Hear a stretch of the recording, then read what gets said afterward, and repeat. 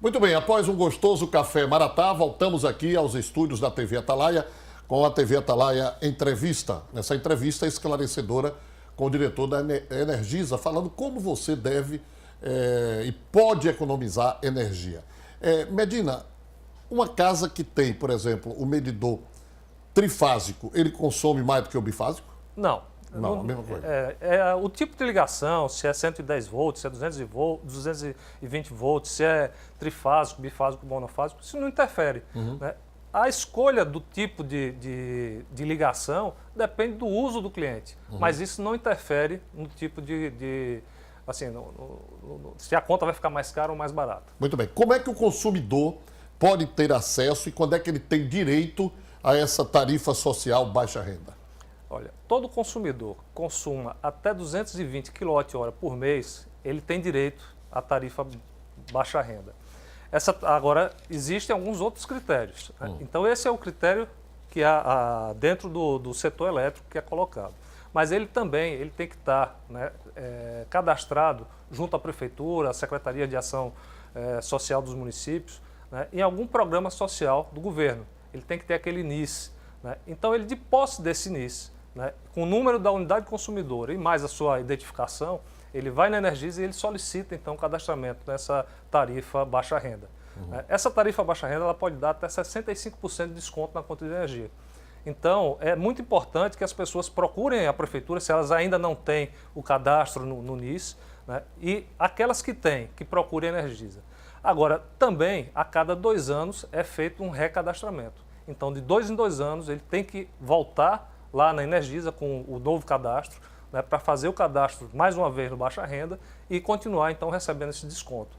Caso não tenha feito isso, ele perde automaticamente e a conta aí aumenta, né, porque ela perde esse desconto de 65%. Muito bem, nós que já vivemos aqui tempos da escuridão, eu já comentei isso aqui, na época em que a Energip era responsável pela nossa energia, que faltava energia um dia assim, o outro também, com a privatização e com a chegada da Energisa, isso aí mudou da água para o vinho, né? Sem dúvida nenhuma. Mas, vez por outra, existe a falta de energia, ou seria o desligamento programado pela Energisa. E aí, para que a pessoa não seja pega assim no contrapé, quando falta energia, às vezes a pessoa em uma solenidade, em um casamento, faltar uma energia, vocês fazem esse aviso de desligamento programado e a pessoa tem como ter conhecimento antecipado disso, Medina? Muito boa, Batalha, tocar nesse assunto, porque assim,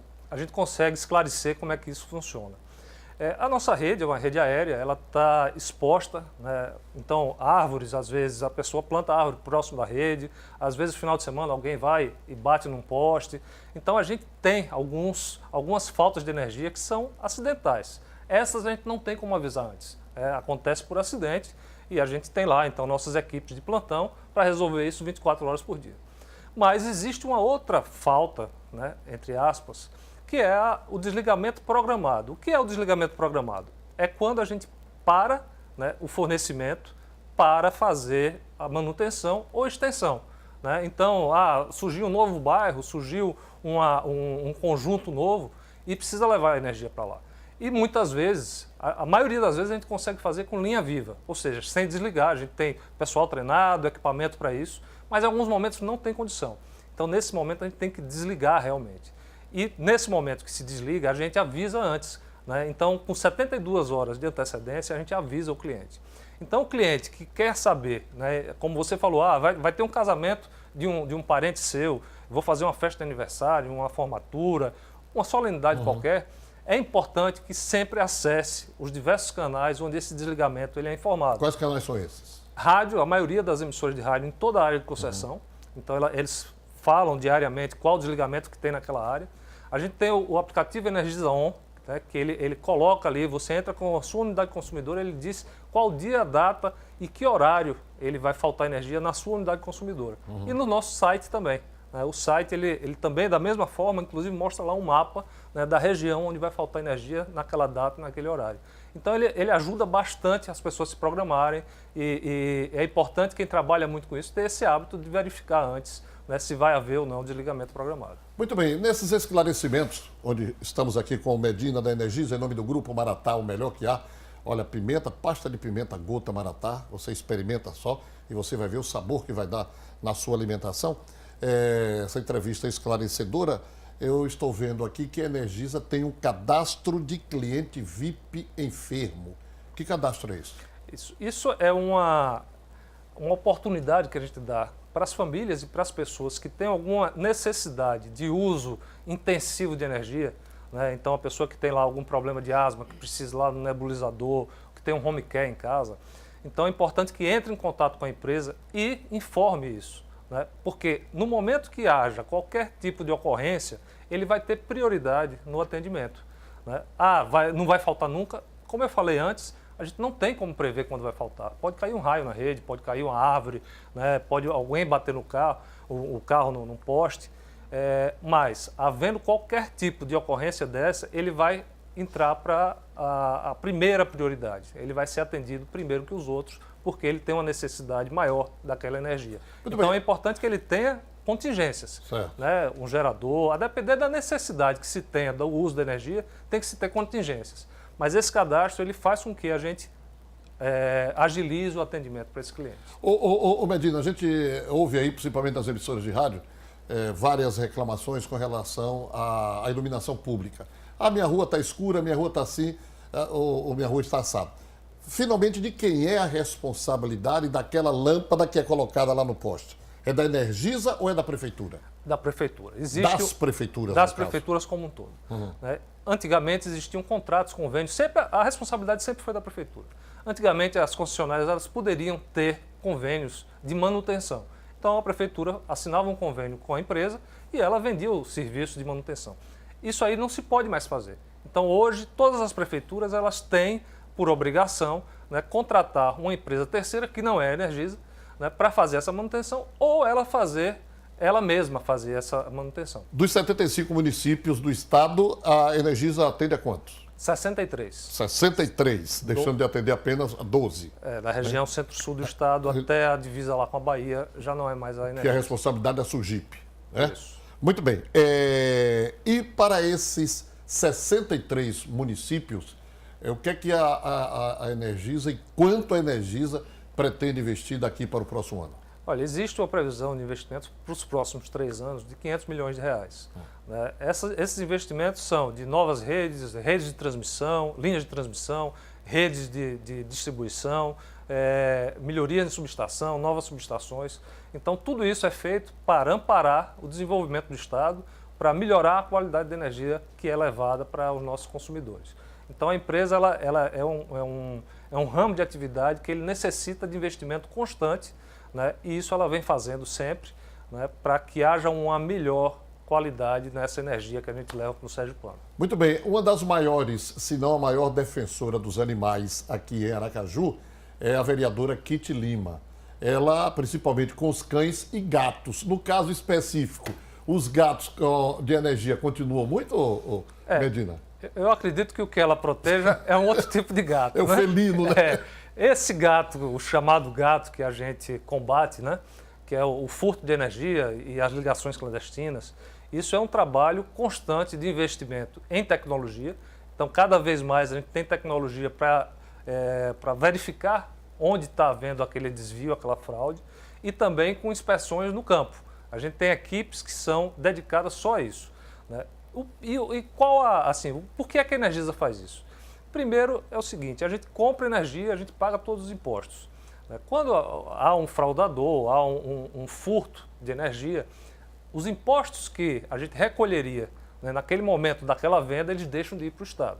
Então, a sociedade já perde aí.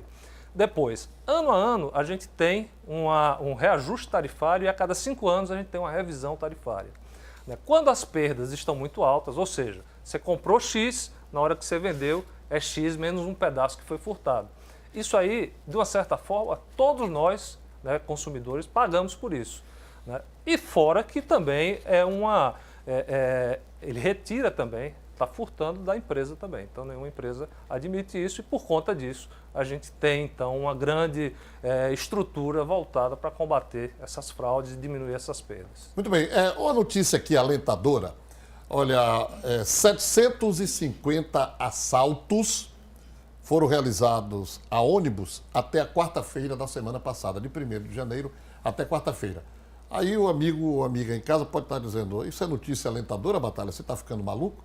Mas calma, é porque no ano passado, neste mesmo período, até o dia 20 de setembro do ano passado, 1.260 ônibus tinham sido assaltados. Então, uma redução de 510 ônibus de um ano para cá. Isso é o bastante?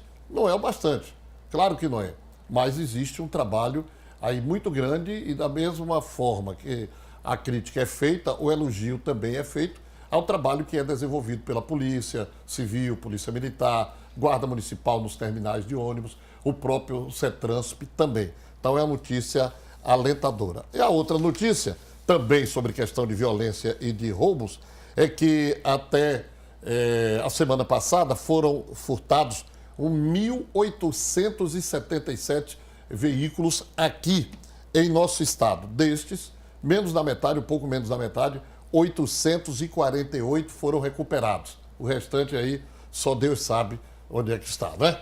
Muito bem. Eu vou concluir aqui a entrevista, encerrar a entrevista com o diretor da Energisa, Marcelo Medina, uma entrevista que teve como objetivo alertar a você, amigo telespectador, a amiga telespectadora principalmente, porque é que fica mais em casa, né, passando ferro, ligando a máquina de passar, o ar-condicionado e tudo mais, como você pode economizar energia, principalmente porque vem aí tarifa branca, essa tarifa social de baixa renda e outros cuidados. Alguma coisa que você acrescentaria, Medina? Sim, esses equipamentos que você falou, né, que estão dentro das nossas casas, eles têm, né, um nível de consumo, né, diferente, né, a depender do tipo de equipamento. Então, aqueles equipamentos que funcionam para trocar calor, ou seja, para esquentar ou para esfriar, o ferro elétrico ele esquenta, o ar-condicionado ele esfria.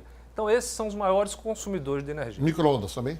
Micro-ondas também, só que micro-ondas você usa por um período muito menor. Né? O micro-ondas ele é muito eficiente e é muito rápido, então não é tanto. Agora o ferro elétrico, que você liga lá pela manhã e só vai desligar lá perto da hora do almoço, então esse consome mais. Existem várias dicas que a empresa coloca, isso nas mídias sociais, no próprio site, muitas vezes por panfleto, junto à conta. Então existem vários canais onde são dadas dicas mostrando como utilizar a energia com mais eficiência. Então, por exemplo, uma dica simples, na hora que a pessoa vai passar ferro, ela junta as roupas e ela separa. Passa tudo de uma vez. Pois é, porque aquele tempo que ligou o ferro e que espera ele aquecer, ele não está sendo utilizado. Né? Então, você ligou, vai passar uma calça, daqui a pouco desligou. Então, ele aqueceu, gastou aquela energia, né, sem uso, depois desligou, você vai ter que fazer isso novamente para passar uma segunda. Então, junta tudo, passa primeiro as roupas mais leves, quando o ferro está menos quente, depois vai passando as que são mais pesadas, onde o ferro já aqueceu. Geladeira. Geladeira é um outro... Hoje nenhuma casa praticamente fica sem geladeira, porque é muito importante. Inclusive, Batalha, eu vi um dado uma vez muito interessante. Existia uma região aqui no interior da Bahia, onde foi levada energia elétrica. E o pessoal fazendo uma pesquisa identificou que o pessoal melhorou a saúde, diminuiu o problema de pressão arterial. E foram ver o que foi a energia. A pessoa parou de salgar a carne e começou a utilizar a geladeira.